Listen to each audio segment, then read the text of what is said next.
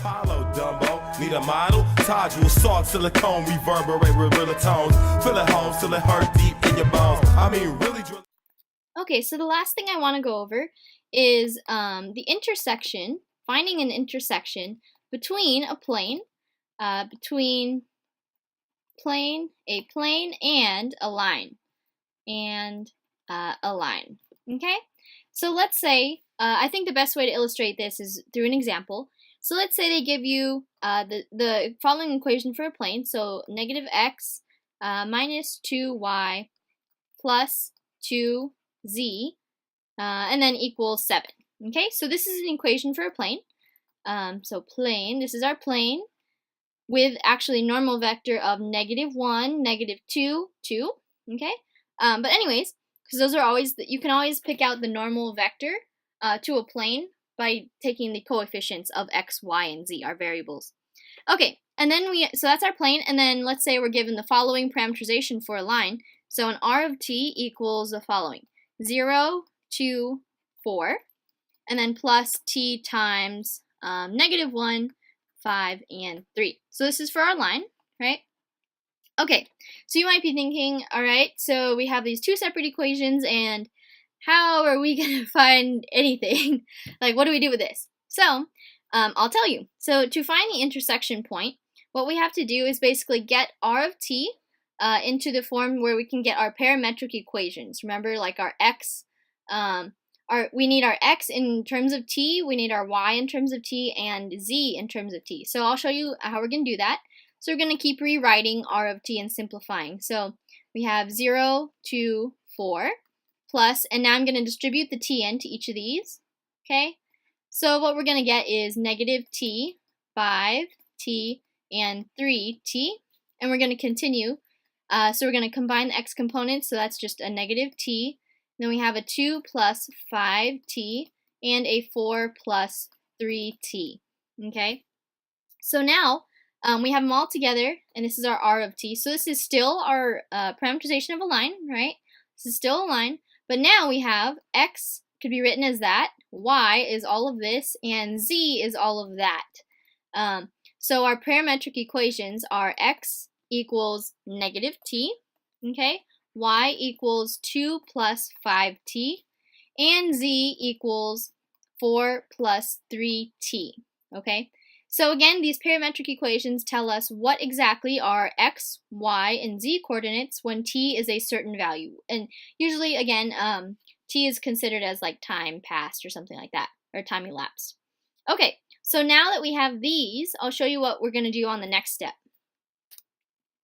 So we have our equation for the plane, right, which was negative x minus 2y and then plus 2z equals 7, okay?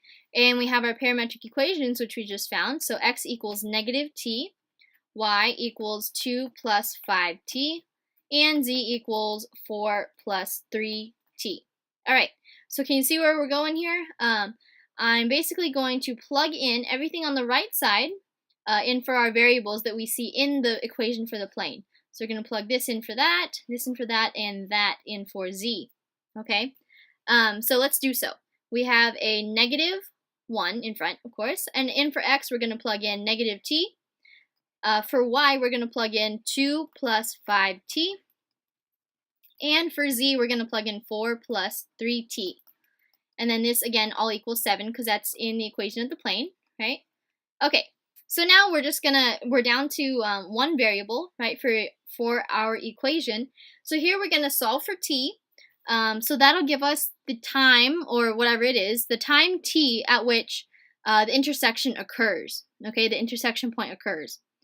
And then we're going to, well, let's do that first. So we'll see how we're going to simplify here. So these turn into positive. So we have a positive t minus 4 minus 10t plus 8 plus 6t equals 7, right?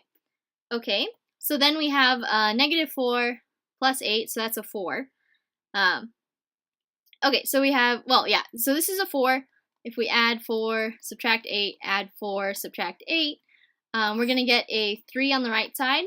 And then on the left side, we have a t, a 1t, plus a 6t, so that's 7t, minus 10t, so that's minus 3t on the left side we're left with. So then t equals -1, okay? So this is, it could be time, maybe, if you can go in the past, -1, before time even starts. But anyways, so t equals -1. So that just means that we found the parameter value at which the intersection point occurs, okay? But we are not done. This is not the intersection point. What we have to do now is basically plug this t back into our parametric equations. There we go. Our parametric equations to find exactly what is the x coordinate, what is the y coordinate, and what is the z coordinate. Okay, so let's do so on the next slide. So we know t equals -1, and x equals -t, y equals 2 plus 5t, and z equals 4 plus 3t. Okay, so we're going to plug in a -1, so x equals -1, so x equals 1. Y equals 2 plus 5 times -1, so that would be y equals 2 minus 5, so that's a -3. And z equals 4 plus 3 times -1, so that's 4 minus 3, which is a 1. Okay, so our point of intersection, so we found it, point of intersection is the following: 1, -3, 1. Okay, so we found our point, and now I'll show you why this works. So at t equals -1, we have x, y, and z being these coordinates, and if you were to plug this back into the equation of the plane, you'll see that it actually works out. So we have -x, so that would be 1, and then we had a -2y, so -2 times y is a -3, and then plus a 2z, so plus 2 times 1, equals 7. So we're going to see, is this true? So we have a -1 plus 6 plus 2, so that's 1 plus 8, that does equal 7. Okay? So this is our point of intersection between the plane and the line. Alright, so that does it for this video about planes in 3 space. I hope that helped, and good luck on the homework. Leave this shit shut, closed up. Sucker, get your pose up. You hold down, what's the hold up? Huh? Something you do when you're fire resistant, an ion intrinsic instant.